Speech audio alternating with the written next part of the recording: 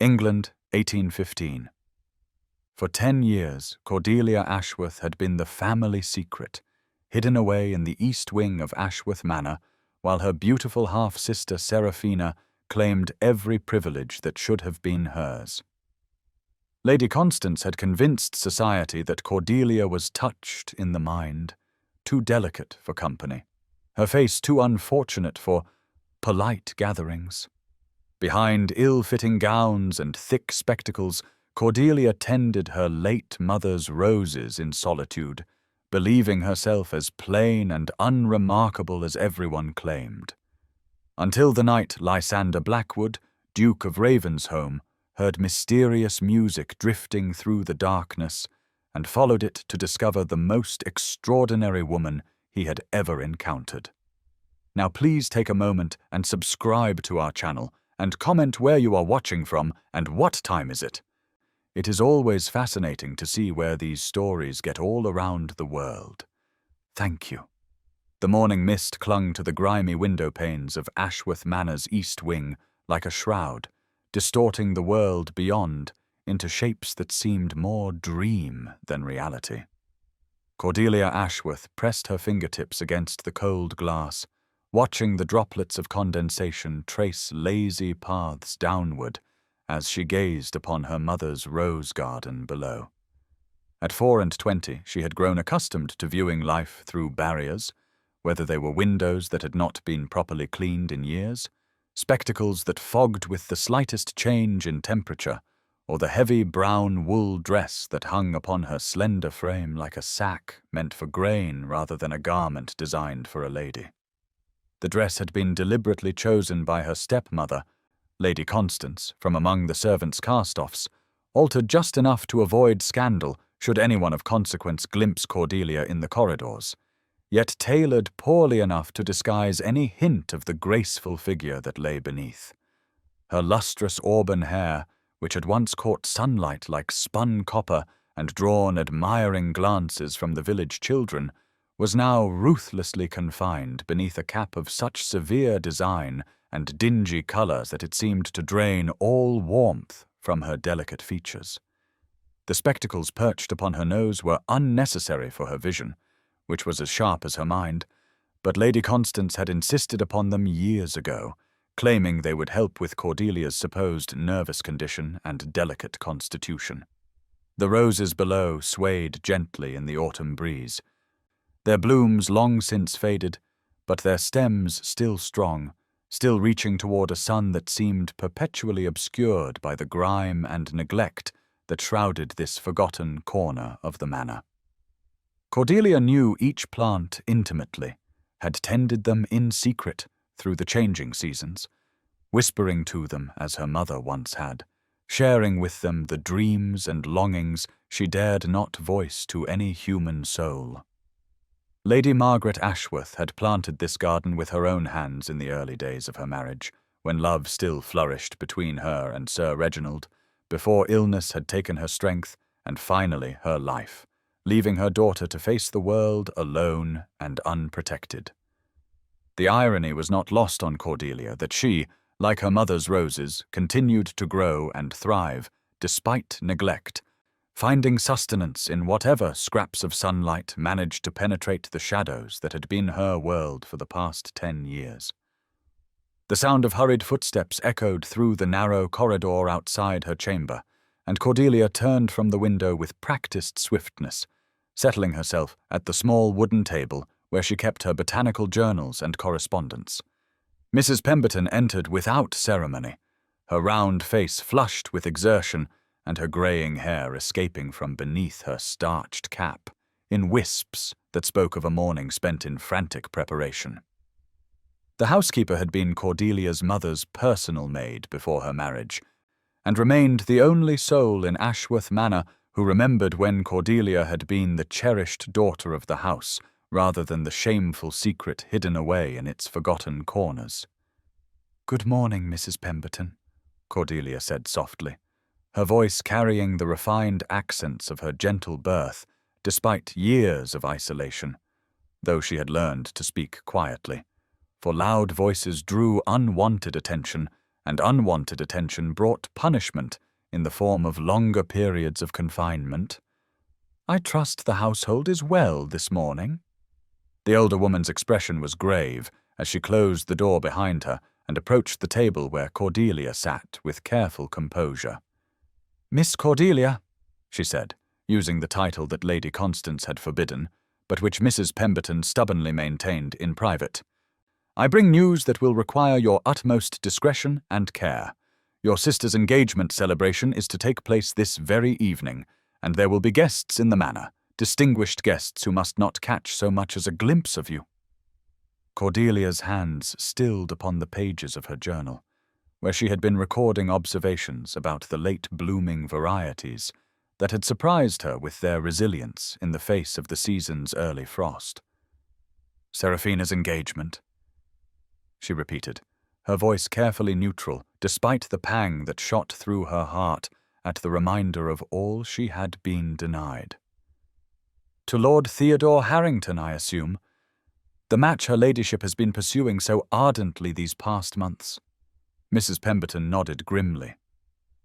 Her lips pressed into a thin line that spoke of years of watching injustice unfold without the power to prevent it. "The very same, and a fine catch he is by all accounts, though I wonder what he would think if he knew the true state of affairs in this house. But that is neither here nor there, child. What matters now is that you must remain completely hidden until the last guest has departed tomorrow morning. Lady Constance has given strict instructions to all the staff, and she has made it clear that any servant who so much as mentions your existence will be dismissed without reference." Cordelia nodded with the resigned grace that had become her armor against the casual cruelties of her daily existence, though she could not entirely suppress the bitter irony that her own sister's greatest triumph required her complete erasure from the world. "It was ever thus, Mrs. Pemberton," she said quietly, closing the journal with hands that trembled only slightly. "I have become quite accomplished at being invisible, have I not? Perhaps it is for the best, for I would not wish to cast a shadow upon Seraphina's happiness with my unsuitable presence." The housekeeper's eyes filled with tears that she quickly blinked away, for she had learned long ago that displays of emotion only made matters worse for the gentle girl she had helped to raise. "Oh, my dear child," she whispered, reaching out to touch Cordelia's hand with fingers work-worn from years of faithful service. "If your dear mother could see what has become of you, hidden away like some shameful secret when you should be the belle of London society, it would break her heart anew. You have her beauty, though they have tried to hide it, and her intelligence, though they pretend you are simple, and her gentle spirit, though they would have the world believe you are mad. Lady Margaret was the finest woman I ever knew, and you are her daughter in every way that matters, despite what your stepmother would have people believe." Cordelia squeezed the older woman's hand gratefully, drawing strength from this small act of rebellion against the narrative that had been constructed around her life. "Tell me, Mrs. Pemberton," she said with curiosity that no amount of isolation had been able to diminish,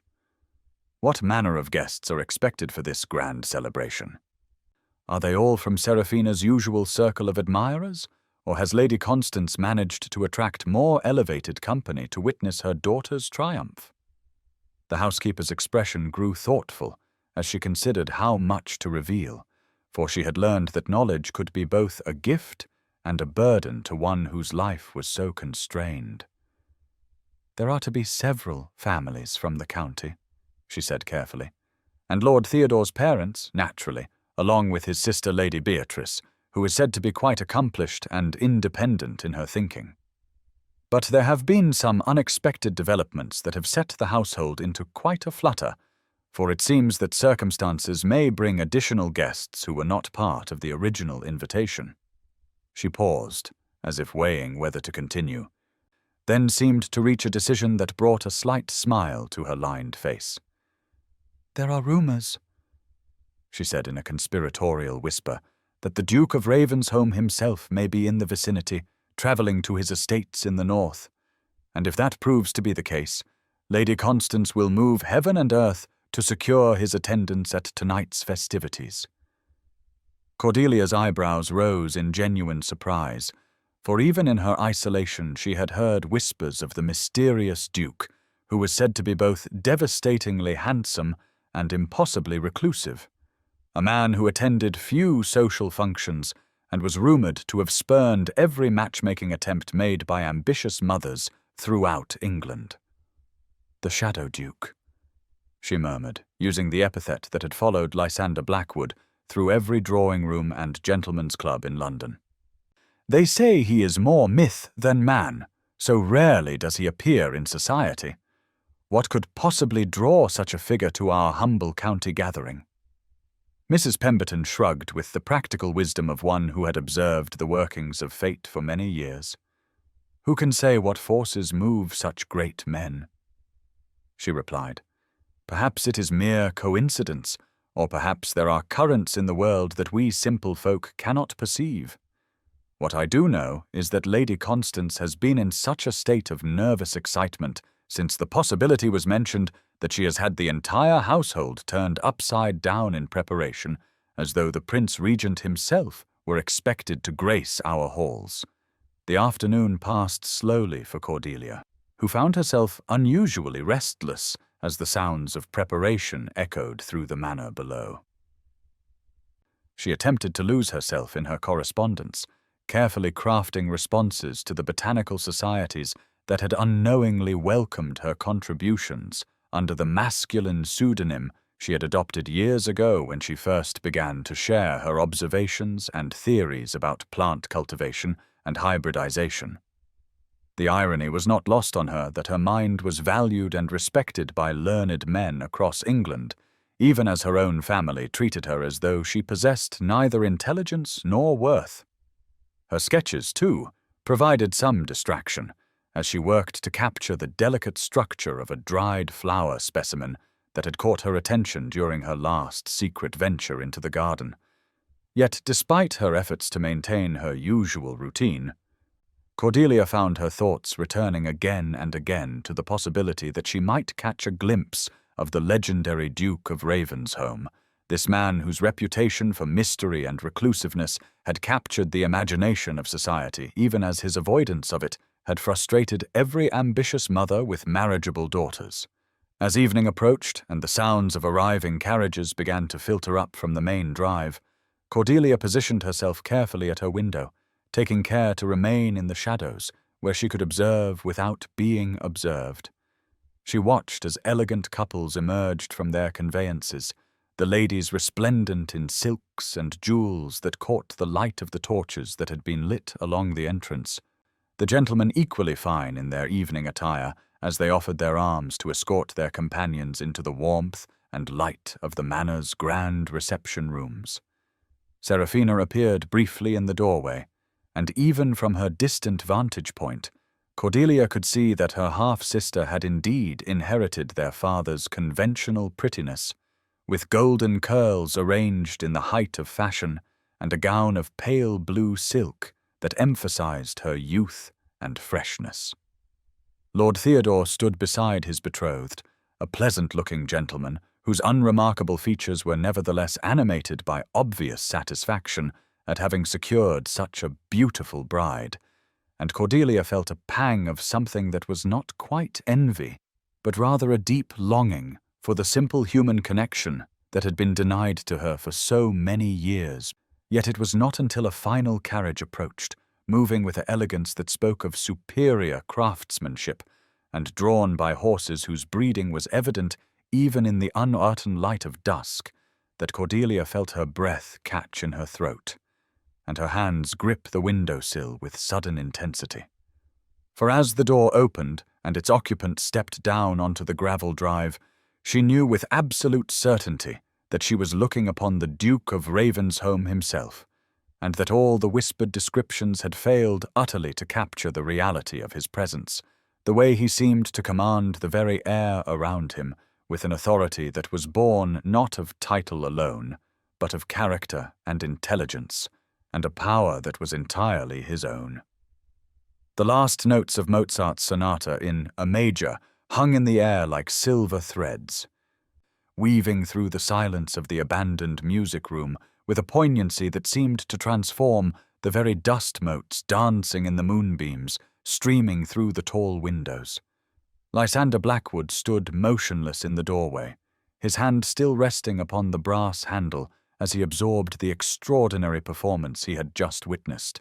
Though witnessed was perhaps too strong a word for what had occurred in the near darkness of this forgotten corner of Ashworth Manor. He had been unable to sleep, his mind too restless after the evening's peculiar dinner conversation, where every word had seemed calculated, every smile rehearsed, every gesture designed to impress rather than express genuine feeling. The Duke had excused himself from the drawing-room, where Lord Theodore was regaling the assembled company with hunting stories of dubious veracity, while Seraphina hung upon his every word with the sort of adoring attention that seemed more performed than felt, and Lady Constance orchestrated the entire scene with the skill of a master puppeteer pulling invisible strings. Something about the household had struck him as fundamentally wrong, though he could not yet articulate the nature of his unease, only that beneath the surface of conventional propriety lay currents of deception that his instincts, honed by years of navigating the treacherous waters of both business and society, detected with increasing certainty.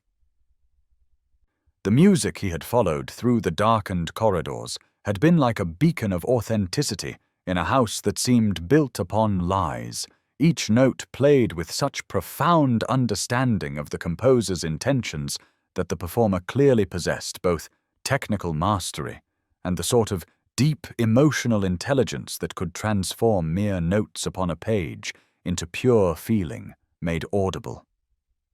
The figure seated at the pianoforte remained perfectly still, as though the act of playing had transported her to some realm where earthly concerns could not intrude,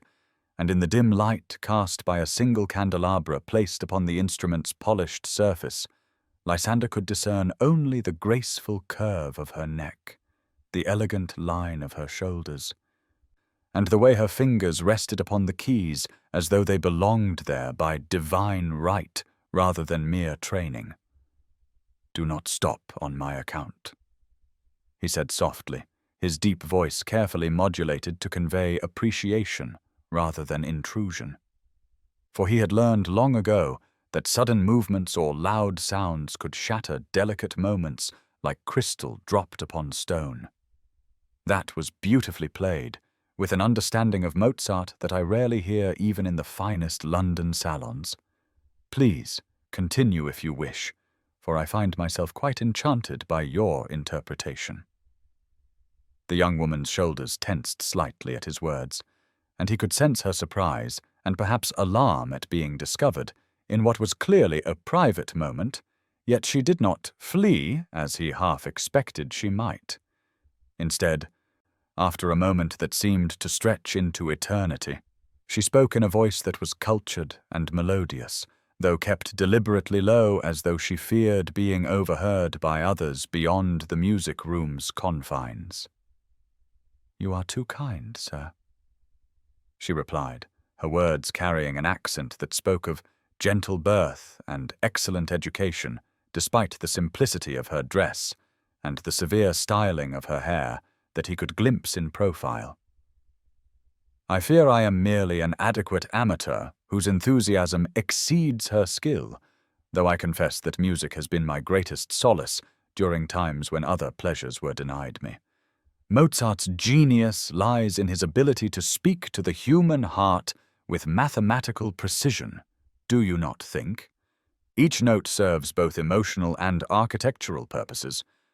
creating structures of sound that mirror the complexities of feeling itself." Lysander found himself moving closer to the pianoforte, drawn by the unexpected sophistication of her observation and the melodious quality of her voice that seemed to resonate with something deep within his chest. "Your analysis demonstrates far more than mere enthusiasm," he replied with genuine interest, for he had spent countless evenings in drawing rooms where young ladies performed dutiful pieces with mechanical precision, but no real understanding of the music's deeper meaning. You speak of Mozart's mathematical precision with the insight of someone who truly comprehends the relationship between structure and emotion in musical composition. Have you studied music theory, or do these observations spring from your own intuitive understanding? The question seemed to surprise her, for she turned slightly in his direction, though the candlelight still kept her features largely in shadow, creating an air of mystery that intrigued him far more than the calculated coquetry he had endured during dinner. "I have had no formal instruction, sir," she admitted with what sounded like wistful longing, "though I have read whatever treatises I could obtain and spent countless hours analyzing the compositions that came into my possession. Music theory fascinates me because it reveals how order and passion can coexist, how the most transcendent emotions can be channeled through precise mathematical relationships to create something that speaks to the soul while satisfying the mind's need for logical progression. Do you find in your own experience that the greatest art emerges from this marriage of intellect and feeling rather than from either alone?" Her question revealed not only intelligence, but genuine curiosity about his opinions, a refreshing change from the simpering agreement or calculated disagreement he typically encountered from young ladies seeking to capture his attention through conversational manipulation. "I believe you have identified something essential about the nature of artistic achievement," Lysander replied thoughtfully, settling himself into a chair positioned near the pianoforte where he could observe her profile without seeming to scrutinize her too closely. The greatest composers, painters, and poets seem to possess both technical mastery and emotional depth, using their understanding of formal principles to serve their expressive purposes rather than allowing technique to become an end in itself. Yet I would argue that what you call intuitive understanding may actually represent a form of natural genius that formal education often fails to cultivate, for I have met many highly trained musicians who could execute the most complex passages flawlessly, yet never moved me as your playing has done tonight. Tell me, what draws you particularly to Mozart? Do you find his work more satisfying than that of other composers?" The young woman was quiet for a long moment, her fingers moving absently over the keys without depressing them, creating ghostly echoes of melodies in the silence. "Mozart speaks to me because his music contains such profound humanity," she said finally, her voice carrying a note of deep feeling that suggested personal experience of the emotions she described. Even his most joyful pieces contain acknowledgement of life's sorrows, while his most tragic compositions never lose sight of beauty's persistence in the face of suffering. I find in his work a reflection of my own understanding that joy and sadness are not opposing forces but complementary aspects of the human experience, each giving meaning and depth to the other. Perhaps that is why his music provides such comfort during difficult periods, for it reminds me that even in isolation and disappointment, one can still touch something transcendent through art and imagination. There was such poignant honesty in her words that Lysander felt a stirring of protective instinct he had not experienced since his youth, combined with admiration for her philosophical sophistication and the gentle courage required to find solace in beauty, despite what sounded like significant personal trials. Their conversation continued for perhaps an hour, ranging across topics from literature to philosophy, with a freedom and intellectual equality that Lysander had rarely experienced even among his male acquaintances, let alone in discourse with a young lady of apparent refinement. She demonstrated familiarity with classical authors, insightful observations about contemporary poetry, and an understanding of natural philosophy that suggested extensive self-education pursued with genuine passion rather than mere social accomplishment. Yet throughout their exchange, she maintained her position at the pianoforte, with her back largely turned toward him, and he began to suspect that this positioning was deliberate rather than coincidental, as though she sought to preserve some form of anonymity even within their intimate conversation. When he mentioned admiring the rose garden he had glimpsed from his chamber window, she spoke with sudden animation about botanical cultivation and the properties of various species, revealing knowledge that could only have come from extensive hands-on experience combined with serious study of horticultural principles. It was during this discussion that the first hints of dawn began to lighten the eastern windows, and the young woman seemed suddenly to become aware of the passing time and perhaps the impropriety of her situation. "I must go," she said with obvious reluctance, rising from the piano bench with graceful haste and moving toward a side door that apparently led to the servants' quarters or lesser passages of the manor. "It has been a privilege to speak with someone who shares my appreciation for music and learning, sir, but I fear I have imposed upon your kindness far too long already." "Wait," Lysander called softly, rising from his chair with the intention of detaining her long enough to learn her identity, for the thought of losing contact with this remarkable woman without even knowing her name seemed suddenly unbearable. "Please, I would very much like to continue our conversation when circumstances permit, but I do not even know by what name I might inquire after you." But his words were spoken to empty air, for she had vanished through the doorway with a swiftness that suggested intimate familiarity with the manor's hidden passages, leaving him standing alone in the music room with only the lingering scent of roses and the echo of her melodious voice to prove that their extraordinary encounter had been real rather than some dream conjured by his restless imagination. Yet as he stood there in the growing light of dawn, Lysander found himself more intrigued and intellectually stimulated than he had been in years, his mind already planning how he might engineer another meeting with this mysterious woman who combined musical talent, philosophical depth, and a poignant vulnerability that had touched something in his heart he had thought permanently guarded against such influence. The silhouette he had glimpsed as she departed suggested a figure of uncommon grace despite her simple dress, and her voice had possessed a sweetness that no amount of education could manufacture, leading him to conclude that beneath whatever circumstances kept her hidden in the shadows of this household lay a woman of exceptional qualities who deserved far better than the obscurity that seemed to be her current fate.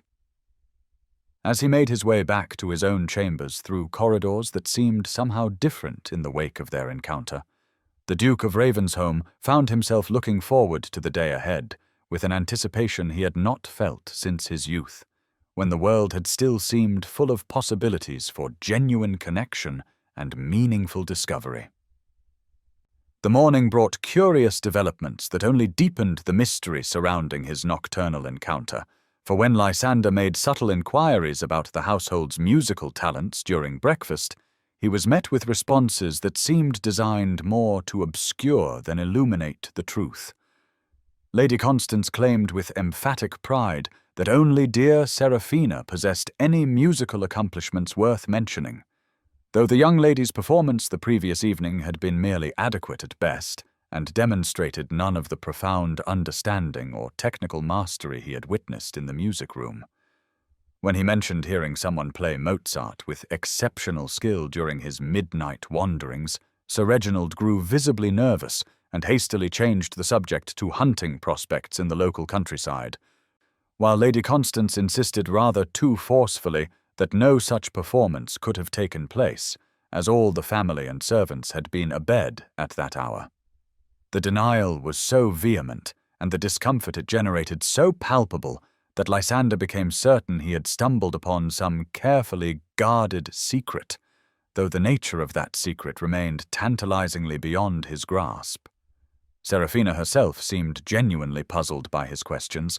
suggesting that whatever deception was being practiced, she was not its primary architect, which pointed to her parents as the orchestrators of whatever elaborate charade was being maintained to keep his mysterious musician hidden from view. The Duke's suspicions were further aroused when he noticed how carefully the conversation was steered away from any mention of other residents in the manor, how servants seemed to avoid his direct gaze when he made inquiries about the household's composition, and how certain areas of the East Wing were apparently off-limits to guests, despite his host's otherwise expansive hospitality. The portrait gallery of Ashworth Manor stretched before Lysander like a testament to generations of family pride, its walls lined with painted ancestors, whose eyes seemed to follow his movements as he made his way slowly down the corridor, ostensibly admiring the artistic heritage of his hosts, while in reality conducting a careful investigation into the mysteries that surrounded this household like morning mist. The formal dinner had concluded with the usual rituals of port and cigars for the gentlemen and tea and gossip for the ladies, but Lysander had excused himself early, claiming a desire to appreciate the manor's collection of family portraits by candlelight, when in truth he hoped to discover some clue to the identity of the remarkable woman who had so captivated his thoughts and imagination during their brief encounters. Each painting told its own story of prosperity and social standing, from stern-faced patriarchs in elaborate wigs to demure matrons surrounded by symbols of their domestic virtues, yet none prepared him for the shock of recognition that struck him like a physical blow when his gaze fell upon a particular portrait positioned in a place of honor near the gallery's center. The woman depicted there possessed an ethereal beauty that transcended the conventional prettiness favored by fashionable portraitists, her delicate features combining strength and softness in a way that spoke of both noble breeding and genuine character, while her eyes held depths of intelligence and compassion that the artist had somehow managed to capture with remarkable skill. But it was not merely the subject's beauty that caused Lysander's breath to catch in his throat and his hand to tighten involuntarily upon the silver-headed walking stick he carried, for the resemblance between this painted lady and the mysterious young woman he had encountered in both the music-room and the rose garden was so striking as to be unmistakable, though the figure in the portrait wore jewels and silks befitting her obvious station, while his mysterious musician had been dressed in the simple garb of a servant or poor relation. The nameplate affixed to the ornate gold frame confirmed what his instincts had already suggested, reading in elegant script, Lady Margaret Ashworth, beloved wife and mother, followed by dates that indicated she had died some 10 years previously at the tragically young age of 34, leaving behind what must have been a daughter who had inherited not only her mother's extraordinary beauty, but also her musical talents and intellectual gifts. The soft sound of approaching footsteps caused Lysander to turn from his contemplation of the portrait, and he was not entirely surprised to see Mrs. Pemberton emerging from the shadows at the gallery's far end, her expression grave and thoughtful as she approached him with the careful gait of one who had spent years moving through the manor's corridors without attracting unwanted attention. "Your Grace," she said quietly, her voice carrying the sort of respectful formality that nevertheless suggested she had something of importance to communicate. "I hope you will forgive the intrusion, but I could not help but notice your interest in Lady Margaret's portrait, and I find myself wondering if perhaps you have questions that deserve honest answers rather than the evasions you have been offered thus far." Lysander studied the housekeeper's lined face with the penetrating gaze that had served him well in countless business negotiations and social encounters, recognizing in her steady expression the hallmarks of integrity and loyalty that had become increasingly rare in his experience of the world. "Mrs. Pemberton," he replied with careful courtesy, "I confess that I am indeed curious about certain aspects of this household that seem to contradict the information I have been given by my hosts, and if you are willing to enlighten me, I would be grateful for any illumination you might provide regarding matters that appear to involve deliberate deception." The older woman nodded slowly, as though she had been weighing this decision throughout the day, and had finally reached a conclusion that satisfied both her conscience and her sense of duty to those she served. "What I am about to tell you, Your Grace," she said in a voice barely above a whisper, "must remain in the strictest confidence, for there are lives at stake and consequences that could prove devastating if my trust in your discretion proves misplaced. Yet I find I can no longer remain silent in the face of injustices that grow more grievous with each passing year. Lady Margaret's daughter lives," she continued, her eyes never leaving his face as she gauged his reaction to this revelation, though she has been hidden away like some shameful secret for the past decade, kept prisoner in her own home by a stepmother whose ambitions require the complete erasure of any rival to her own daughter's prospects. The confirmation of what Lysander had already begun to suspect struck him with a mixture of satisfaction at his deductive abilities and outrage at the cruelty such a situation implied, for to hide away a young woman of obvious breeding and accomplishments suggested a level of calculated malice that offended his sense of justice as much as it explained the atmosphere of deception that permeated the manor like a poisonous vapor. "You speak of the young woman I encountered in the music room last night," he said, his voice carefully controlled despite the anger that burned within his chest at the thought of such systematic abuse. "And again this morning in the rose garden, where her knowledge and cultivation clearly exceeded anything that could be attributed to mere casual interest in horticulture." Mrs. Pemberton nodded with obvious relief at his understanding, her shoulders relaxing slightly, as though the burden of secrecy had grown too heavy to bear alone. "Miss Cordelia is Sir Reginald's legitimate daughter and the rightful heir to half of this estate," she explained, her voice growing stronger as she committed herself fully to this dangerous confession.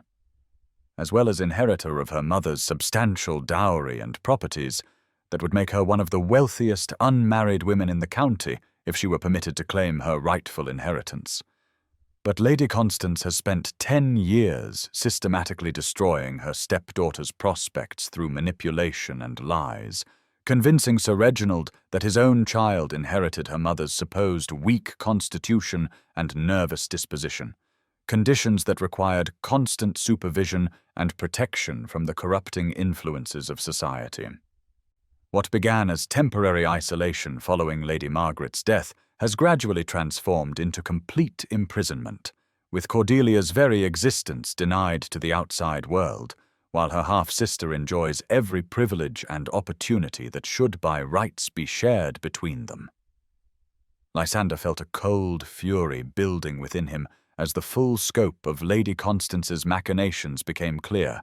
recognizing in her tactics the sort of systematic psychological manipulation he had witnessed in his own family's twisted dynamics, where power and position were pursued through the deliberate destruction of those who stood in the way of ambition. "Tell me everything," he commanded with quiet intensity, his aristocratic bearing lending weight to words that might have seemed presumptuous from a man of lesser standing. "For I find myself deeply concerned for Miss Cordelia's welfare and disposed to take whatever action might be necessary to remedy this intolerable situation." Mrs. Pemberton glanced nervously toward the gallery's entrances, ensuring they remained unobserved, before continuing her revelations with the desperate urgency of one who had waited years for an opportunity to speak truth to someone with the power to act upon it. "The isolation began gradually," she explained, with Lady Constance suggesting that poor Cordelia was too delicate for the rough play of other children, too sensitive for the noise and excitement of social gatherings, too refined for the coarse manners of local society. Sir Reginald, devastated by grief and guilt over his late wife's death, accepted these assessments without question, particularly as his new bride demonstrated such apparent concern for his daughter's welfare and such skill in managing the household's complex social obligations. But as Cordelia grew from child to young woman and her resemblance to her beautiful mother became undeniable, Lady Constance's protective measures became increasingly restrictive until the girl found herself confined to the east wing of the manor with only myself and a handful of loyal servants for company, her very existence a secret known only to the household staff, who had been threatened with immediate dismissal should they reveal her presence to any outside party. The cruel irony, Mrs. Pemberton continued with obvious pain, is that Miss Cordelia possesses every accomplishment that should make her the toast of London society. From her musical talents and artistic abilities to her extensive self-education in subjects ranging from literature and philosophy to natural sciences and estate management, yet all of these gifts have been hidden away like buried treasure, while her half-sister, who possesses neither beauty nor intellect in equal measure, enjoys the recognition and opportunities that should belong to both young ladies. The systematic nature of the abuse became even clearer as Mrs. Pemberton described how Lady Constance had gradually assumed control over Cordelia's inheritance through her influence over Sir Reginald, convincing him that his daughter's supposed fragile mental state made her unsuitable for the responsibilities of managing her own affairs, while simultaneously ensuring that no outside parties had opportunity to assess Cordelia's actual condition or capabilities through direct observation.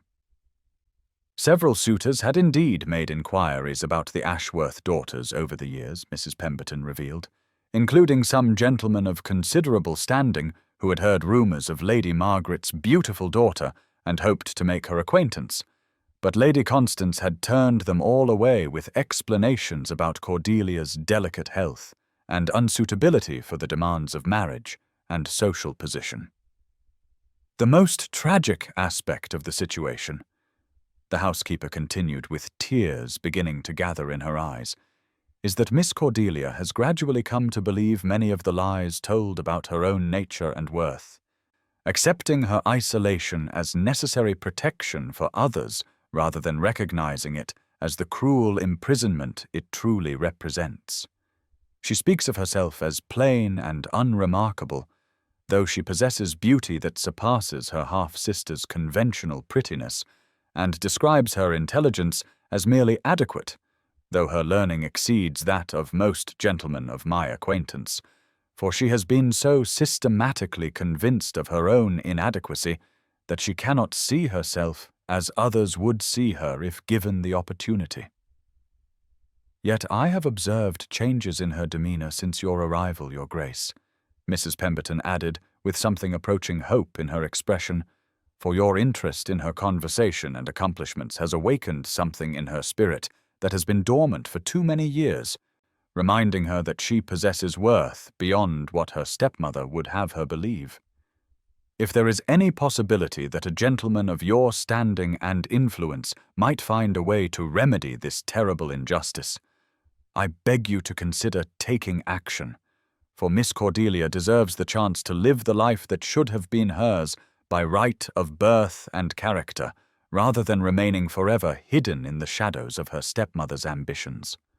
Lysander stood in thoughtful silence for several moments after Mrs. Pemberton concluded her revelations, his mind already working through the legal and social implications of what he had learned, while his heart burned with determination to rescue Cordelia from the web of deception and control that had trapped her for so many years.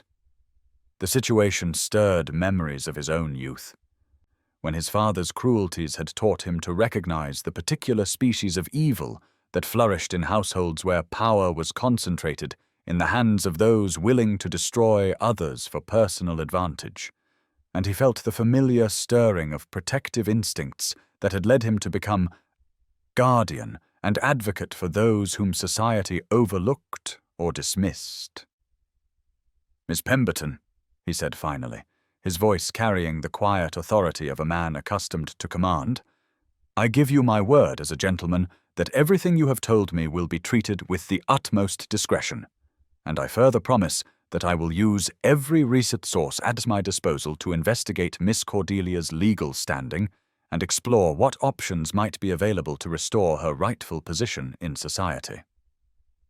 The systematic abuse you have described is not merely cruel but illegal, for no adult woman of sound mind should be held prisoner by her family, regardless of their stated intentions. And if Miss Cordelia is indeed the intelligent and capable person our brief acquaintances suggest, then she has every right to control her own destiny and inheritance without interference from those who would manipulate her for their own benefit.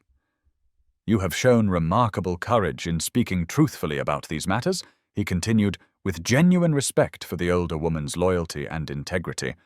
and I hope you will continue to serve as Miss Cordelia's advocate and protector while I determine the best course of action to remedy this intolerable situation,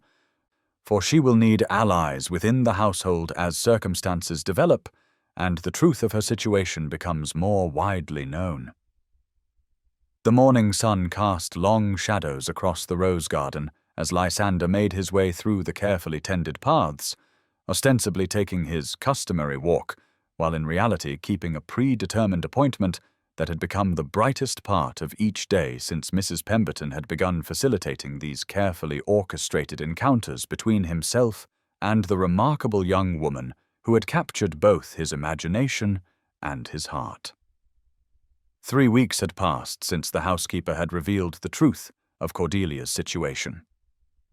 And in that time they had managed to establish a routine of meetings that appeared accidental to any casual observer, yet provided precious opportunities for conversation and companionship that had gradually transformed both participants in ways that neither had anticipated when their alliance first began.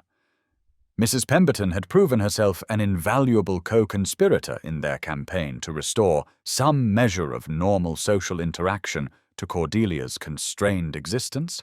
arranging for properly fitted clothing to be delivered to her chamber under the guise of necessary repairs to her existing wardrobe, smuggling books and periodicals from Lysander's own extensive traveling library to supplement her reading materials,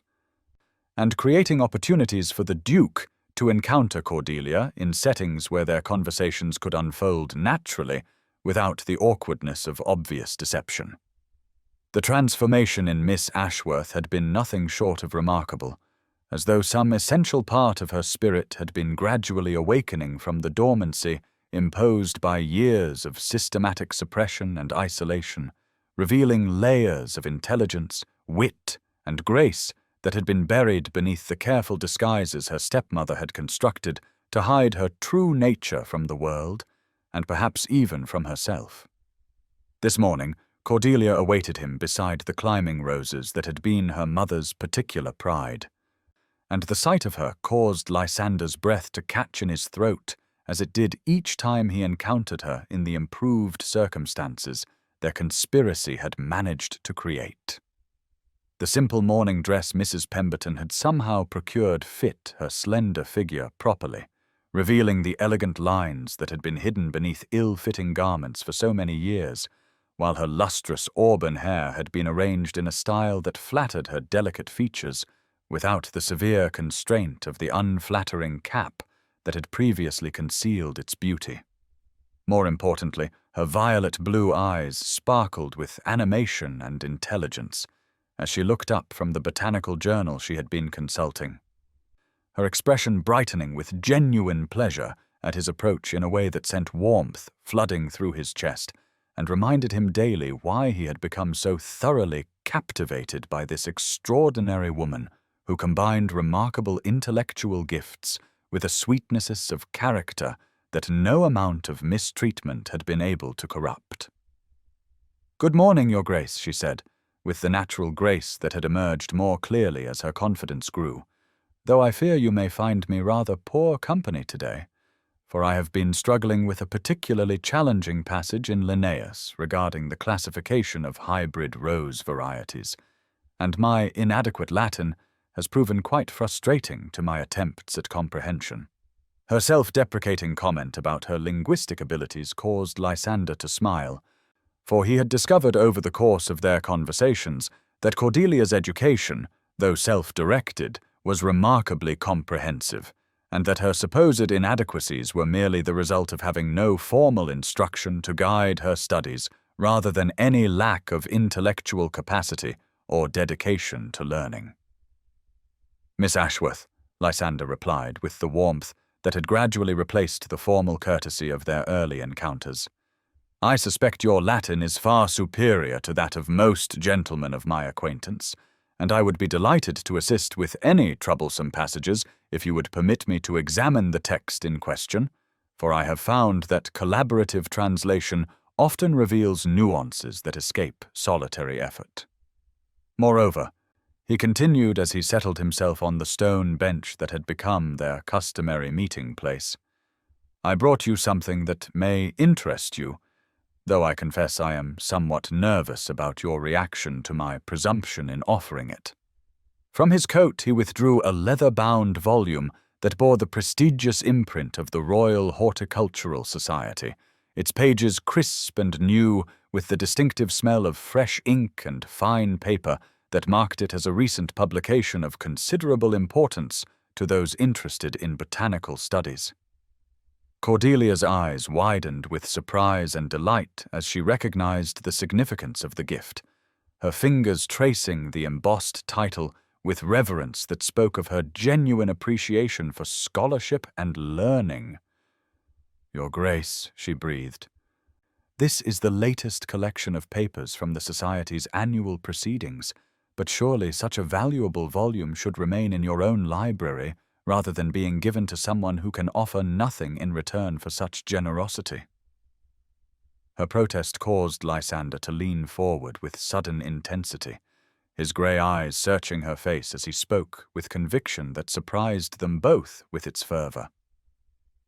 Miss Ashworth, he said earnestly, you consistently underestimate your own worth in a manner that breaks my heart, for you have already given me more through our conversations and companionship than any book could possibly represent, and I would consider it the greatest honor if you would accept this small token of my esteem and appreciation for the intellectual stimulation and genuine pleasure your society has brought to my life. Furthermore, he continued with a smile that held hints of mischief alongside affection, I have particular reasons for believing that this volume will be of special interest to you, for it contains several papers on rose cultivation that I suspect may seem remarkably familiar when you examine them closely. Cordelia opened the book with careful reverence, her slender fingers turning pages with the practiced care of one who truly valued books as treasures rather than mere objects. And as she reached the section devoted to botanical studies, her expression changed from general interest to shock, and then to something approaching wonder as she encountered her own work presented in the formal setting of scholarly publication. My article on hybrid tea roses, she whispered, her voice barely audible as she stared at the printed pages that transformed her careful observations and theories into permanent scholarly record. But how did you discover that I was the author when I submitted it under the name of C.A. Sheffield? Lysander felt a surge of pride on her behalf as he witnessed her amazement at seeing her intellectual contributions recognized and validated by the scholarly community, even as he recognized the poignancy of her surprise that anyone would take the trouble to uncover her identity or acknowledge her accomplishments. I have extensive connections within various learned societies, he explained gently, and when I became curious about the impressive series of papers that had been appearing under that particular pseudonym, I made discreet inquiries that eventually led me to the truth of their authorship, though I confess I was hardly surprised to discover that the brilliant mind behind those observations belonged to the remarkable woman whose conversation has so thoroughly captivated my attention. Your work has been praised by some of the most respected authorities in botanical studies, Miss Ashworth, and your theories regarding cross-pollination techniques have influenced cultivation practices throughout England, yet here you sit in enforced isolation, believing yourself to be of little worth or intelligence, when in reality you have achieved more scholarly recognition than most university-trained gentlemen manage in entire lifetimes. The tears that gathered in Cordelia's eyes were clearly tears of joy rather than sorrow. Though they contained complex emotions that spoke of years of believing herself inadequate and unremarkable, being suddenly challenged by evidence of genuine achievement and recognition that she had never imagined possible. "You have given me such a gift," she said softly, her voice trembling with feeling that she struggled to control. "Not merely this beautiful book, but the knowledge that my work has value beyond my own personal satisfaction, that perhaps I am not the useless creature Lady Constance has convinced me I must be if I am to justify the care and protection she claims to provide for my benefit. For so many years I have accepted that my interests and observations were merely the harmless pursuits of someone with too much time and too little understanding of my proper place in the world, never daring to hope that my thoughts might contribute something meaningful to human knowledge, or that anyone would consider my opinions worthy of serious consideration." The transformation in her demeanor as she spoke revealed how profoundly the isolation and systematic undermining of her confidence had affected her self-perception, yet also demonstrated the resilience and strength of character that had enabled her to pursue intellectual growth despite every discouragement and obstacle placed in her path. Their conversation continued for another hour as they examined the journal together, with Lysander pointing out not only her own contributions, but also references to her work in papers written by other scholars, creating a growing picture of her influence within the botanical community that filled him with admiration for her achievements and fury at the system that had kept such talents hidden from the world that could benefit from them. As they discussed the implications of various research findings and debated theoretical questions with the easy familiarity that had developed between them, Lysander found himself marveling once again at the depth of her knowledge and the sophistication of her analytical thinking, qualities that made their intellectual partnership as satisfying as their growing emotional connection had become precious to his formerly solitary existence. Yet even as he reveled in her company and took pleasure in witnessing her growing confidence and self-awareness, a part of his mind remained alert to the dangers that surrounded their clandestine relationship, for he had begun to notice signs that Lady Constance was growing suspicious of his frequent absences from the manor's public areas and his obvious lack of interest in the entertainments she arranged for his amusement. The delicate balance they had maintained between discretion and companionship was becoming increasingly precarious as their feelings deepened and their need for each other's society grew more difficult to disguise, creating pressures that threatened to expose their secret alliance and place Cordelia in greater danger than she had faced even during the long years of her enforced isolation. As they prepared to part for the morning, following the careful protocol Mrs. Pemberton had established to minimize the risk of discovery, Cordelia turned to him with an expression that combined gratitude with something deeper and more complex that made his pulse quicken with hope and protective tenderness. "Your Grace," she said hesitantly, as though weighing whether to give voice to thoughts that had clearly been troubling her, "I must ask whether you have considered the potential consequences of your kindness to me, for I have begun to fear that your interest in my welfare may create difficulties for you that I would never willingly cause, given how much your friendship has come to mean to my happiness and sense of worth. I am beginning to understand that my situation is not merely unfortunate,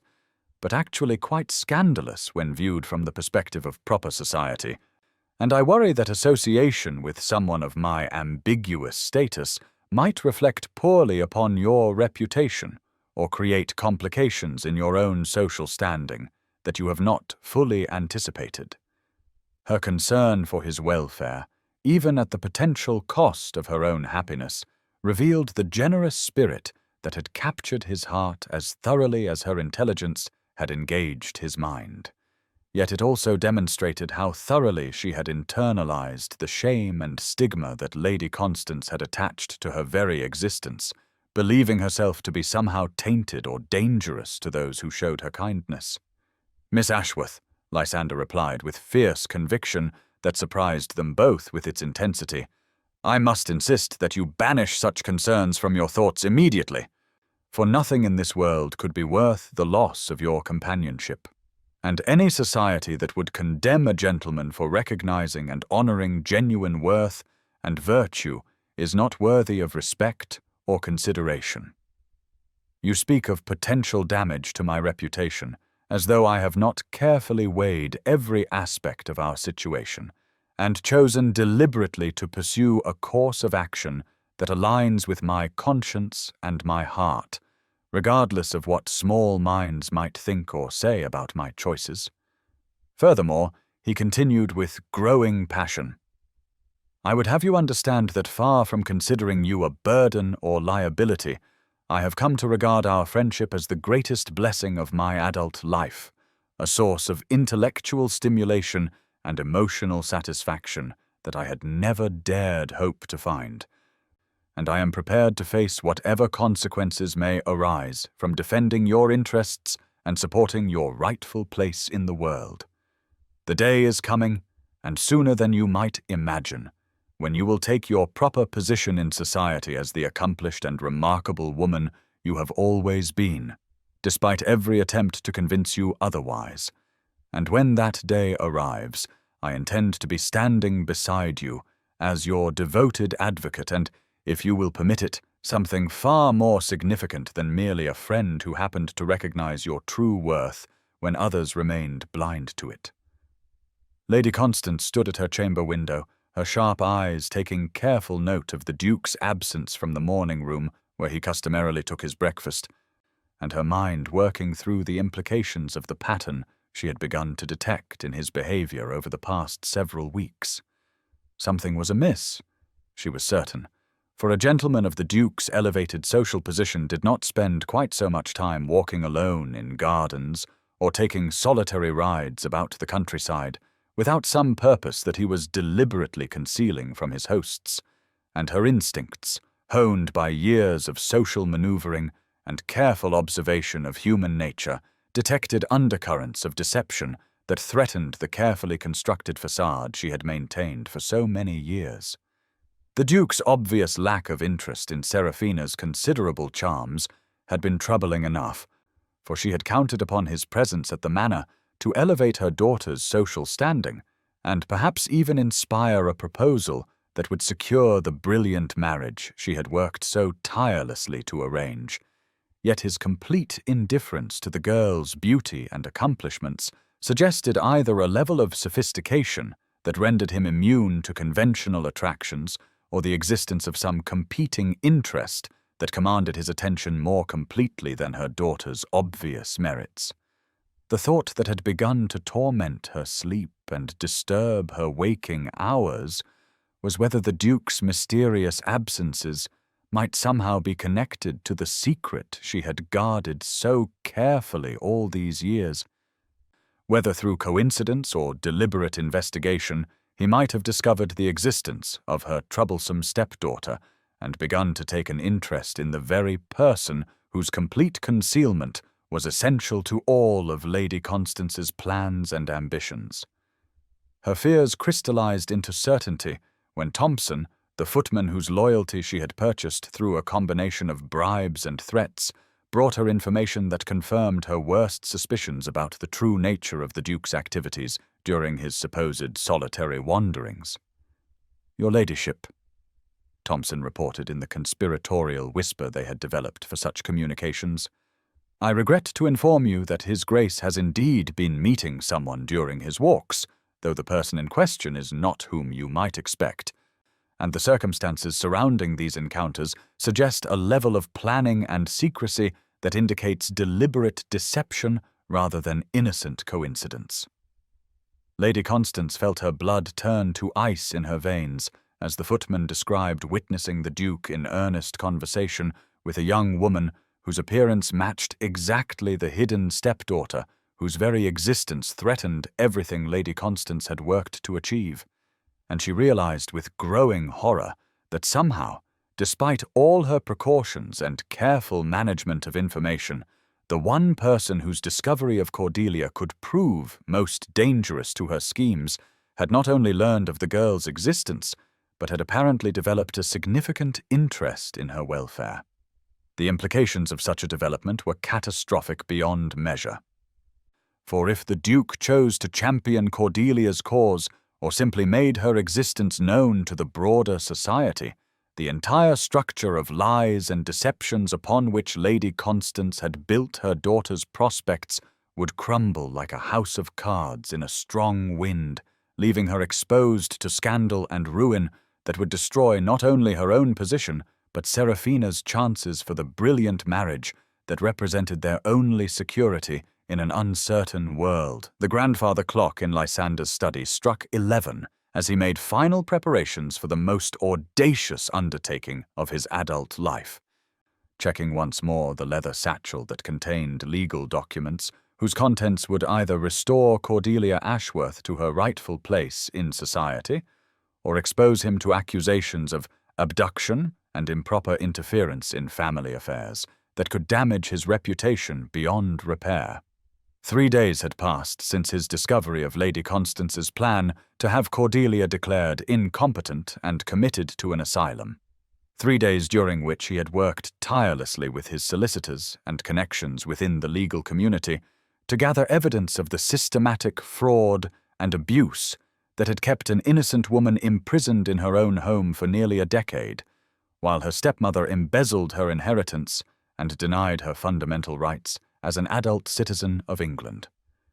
The documents spread across his mahogany desk represented months of investigation compressed into urgent action, including bank records that proved Lady Constance's unauthorized access to Cordelia's trust funds, forged medical certificates that had been used to justify her continued confinement, and sworn statements from former servants who had been dismissed over the years for showing sympathy to the hidden daughter whose existence threatened the elaborate deception upon which the Ashworth family's current prosperity depended. Yet even with overwhelming evidence of wrongdoing at his disposal, Lysander understood that legal justice would mean nothing if Cordelia remained within her stepmother's power long enough for the commitment proceedings to be initiated. For once, she was declared mentally incompetent by corrupt medical authorities.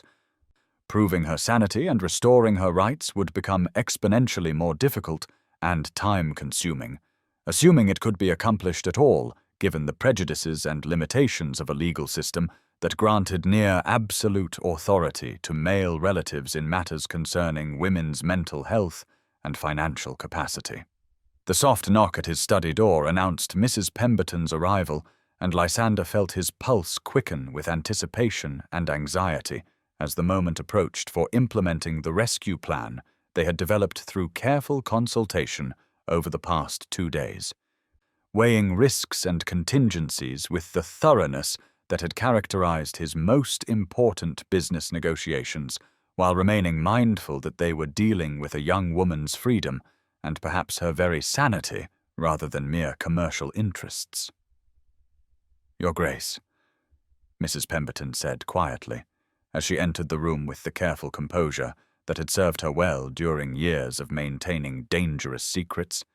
"Everything is in readiness at the manor,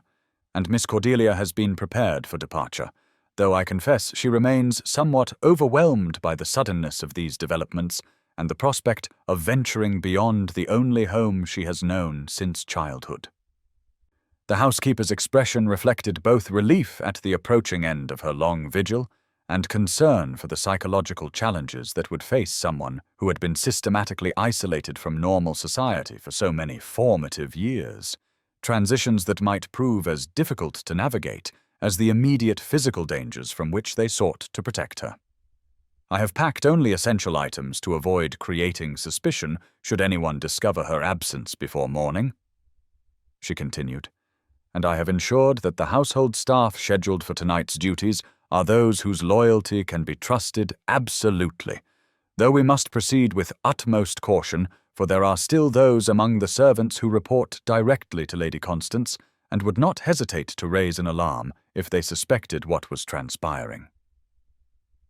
Lysander nodded grimly as he secured the legal documents in his coat pocket, then moved to the window where his carriage waited in the shadows beyond the circular drive, its lamps extinguished and its occupants prepared for a journey that would need to be accomplished with stealth and speed to avoid the consequences of discovery before they reached the safety of his own estate. "Mrs. Pemberton," he said with quiet intensity that reflected the gravity of what they were attempting, "I want you to understand that you are taking considerable personal risk by assisting in this endeavor, and I will not think less of you if you choose to withdraw from our plan rather than face the potential repercussions of Lady Constance's fury when she discovers what has occurred." The older woman straightened her shoulders with dignity that reminded him of her former mistress, whose portrait had first revealed the truth about Cordelia's identity and rightful position, and her voice carried unwavering determination as she replied with conviction that brooked no argument. "Your Grace," she said firmly, "I have served this family faithfully for more than 20 years, but my greatest loyalty has always been to Lady Margaret's memory and to the daughter she entrusted to my care with her dying breath. And I would rather face whatever consequences Lady Constance might devise than continue to participate in the betrayal of that sacred trust by remaining silent while Miss Cordelia suffers injustices that grow more grievous with each passing day. I have watched that sweet child grow into a remarkable woman despite every attempt to crush her spirit and diminish her sense of worth. And if tonight offers the only opportunity to restore her freedom and dignity, then I will gladly risk everything I possess to ensure its success, for some things matter more than personal safety or security." The journey through the darkened corridors of Ashworth Manor felt like navigation through enemy territory as Lysander followed Mrs. Pemberton's lead toward the East Wing, where Cordelia waited with the few possessions she could safely transport, without arousing suspicion among the servants, whose movements throughout the house created constant danger of discovery and exposure. Every shadow seemed to conceal potential threats. Every creaking floorboard sounded unnaturally loud in the silence that surrounded them, and Lysander found himself more thoroughly convinced than ever that the atmosphere of deception and secrecy that permeated this household had corrupted its very foundations with an aura of wrongness that affected everyone who resided within its walls. When they reached Cordelia's chamber, he was struck once again by the contrast between the neglected condition of her surroundings and the evident grace and intelligence of the young woman who rose to greet them, her violet blue eyes reflecting a mixture of excitement, fear, and something approaching disbelief that the moment of liberation she had never dared hope for was finally at hand. She wore the dark traveling dress that Mrs. Pemberton had somehow procured for the occasion, her lustrous hair arranged in a simple style that emphasized the delicate beauty of her features while remaining practical for the journey ahead,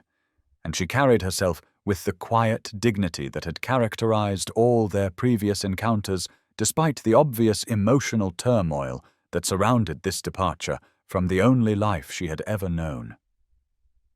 "Your Grace," she said softly, her voice trembling only slightly with the magnitude of emotions she struggled to control.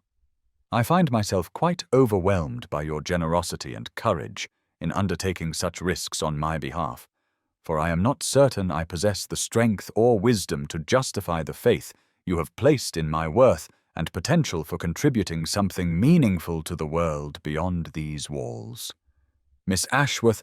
Lysander replied with gentle firmness that sought to provide reassurance without minimizing the legitimate concerns that any rational person might feel when facing such dramatic changes in circumstances.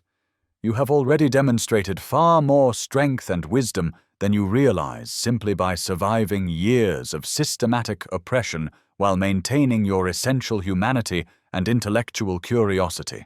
And I have complete confidence that you will adapt to freedom with the same grace and intelligence you have shown in every aspect of our acquaintance.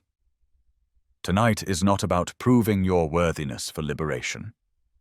he continued with growing warmth, "for that worthiness is inherent in your humanity and requires no justification beyond your basic rights as an adult woman to control her own destiny, but rather about claiming what has always belonged to you by natural law and moral justice regardless of the illegal machinations that have kept it from you for so long. The legal documents I carry will restore your inheritance and social position.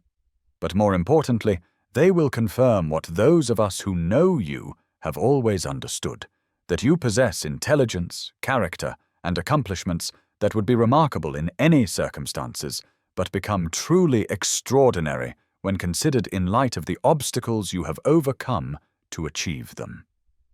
As they made their way carefully through the manor's service passages toward the concealed exit that Mrs. Pemberton had identified as their safest route to the waiting carriage,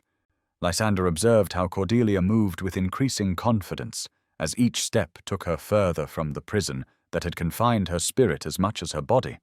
though he could also see the effort required for her to master the fear and uncertainty that naturally accompanied such a monumental change in her life's trajectory.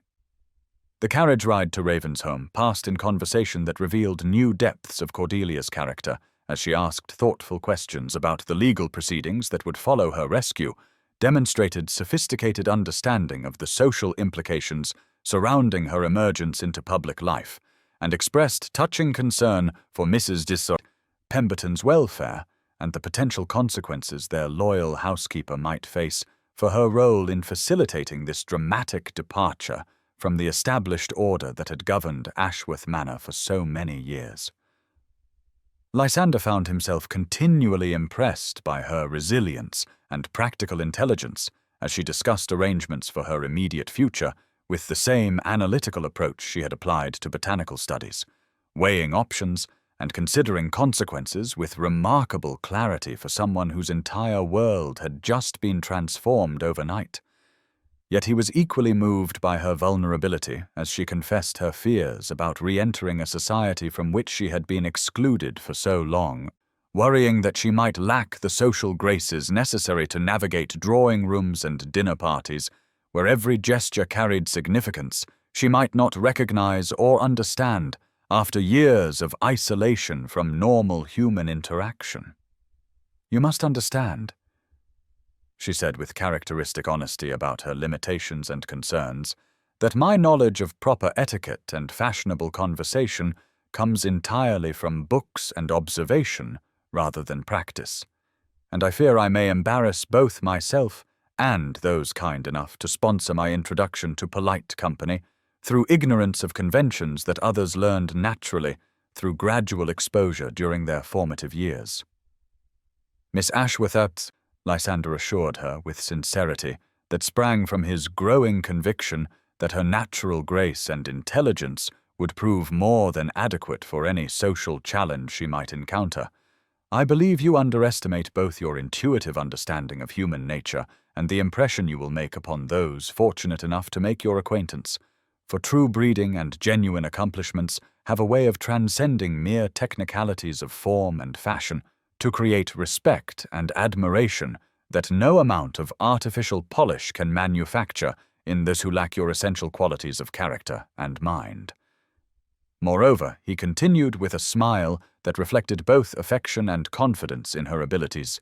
"You will have the advantage of my sister Lady Beatrice's guidance and friendship, for I have already written to inform her of your situation and secure her assistance in helping you adjust to the rhythms and expectations of fashionable society, and I can assure you that you will find no more loyal advocate or skilled mentor in all of England than Beatrice, whose own experiences have given her particular sympathy for those who have faced challenges and overcome adversity through personal strength and determination." As their carriage approached the impressive gates of Ravensholm, Cordelia gazed out at the moonlit landscape of what would become her temporary sanctuary, with wonder that reflected both gratitude for her rescue and anticipation of the new life that was beginning to unfold before her like a flower opening to receive sunlight after a long winter of enforced darkness and constraint. The reunion between Lysander and his sister Lady Beatrice took place in the warmly lit drawing-room of Ravensholm, where a fire crackled cheerfully in the marble hearth and arrangements of fresh flowers created an atmosphere of welcome that immediately put Cordelia at ease, despite her natural nervousness about meeting someone whose good opinion would be crucial to her successful integration into the social world she was about to enter for the first time in her adult life. Lady Beatrice proved to be a woman of perhaps 30 years, whose intelligent dark eyes and warm smile revealed both the family resemblance she shared with her brother and the strength of character that had enabled her to maintain her independence and strong opinions in a society that often discouraged such qualities in women of her station. And her greeting to Cordelia combined genuine warmth with respect that acknowledged the newcomer as an equal rather than an object of charity or condescending sympathy. "My dear Miss Ashworth," Lady Beatrice said, as she rose to embrace Cordelia with natural grace that immediately established their relationship on terms of friendship rather than formal acquaintance. "Lysander has told me something of your circumstances and experiences, though I suspect the full story of your courage and resilience would require far more time to relate properly than we have available tonight. And I want you to know that you are not merely welcome in this house, but treasured as someone whose presence brings honor to our family through your own remarkable qualities and achievements. I understand that the transition from enforced isolation to normal social interaction may seem daunting," she continued, with empathy that sprang from her own experiences of navigating a world that often proved hostile to women who dared to think and act independently. "But I hope you will allow me to serve as both friend and guide as you discover the freedoms and opportunities that are rightfully yours,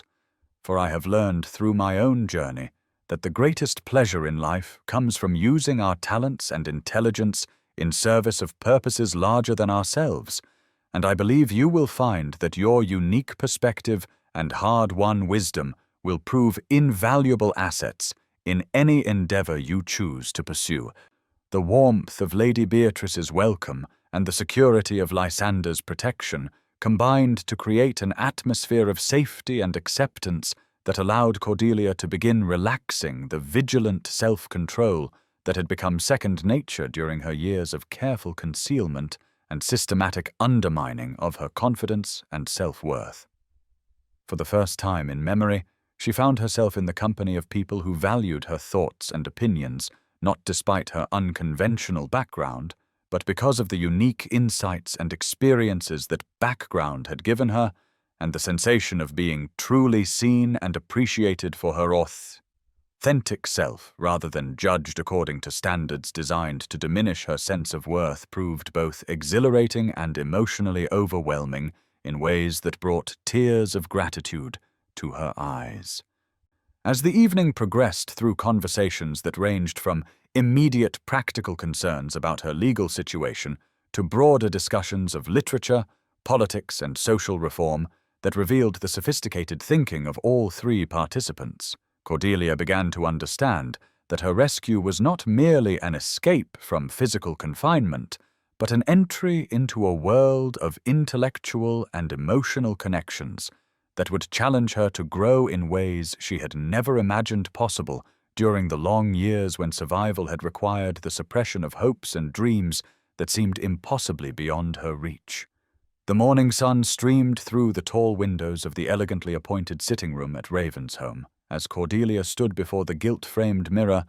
scarcely recognizing the woman who gazed back at her with wide, violet blue eyes that reflected a mixture of wonder and trepidation at the transformation that had taken place over the past month since her rescue from Ashworth Manor. The gown of deep sapphire silk that Lady Beatrice's modiste had created for her first formal appearance in society fit her slender figure like a second skin, its elegant lines emphasizing the grace and beauty that had been hidden beneath ill-fitting garments for so many years,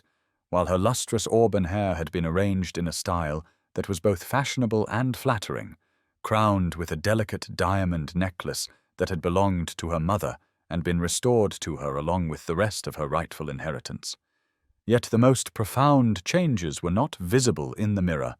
for the past weeks had brought a gradual awakening of confidence and self-awareness that was transforming her from the frightened, self-doubting young woman who had fled Ashworth Manor in the dark of night into someone who was beginning to understand her own worth and potential for happiness in ways that years of systematic undermining had made seem impossible.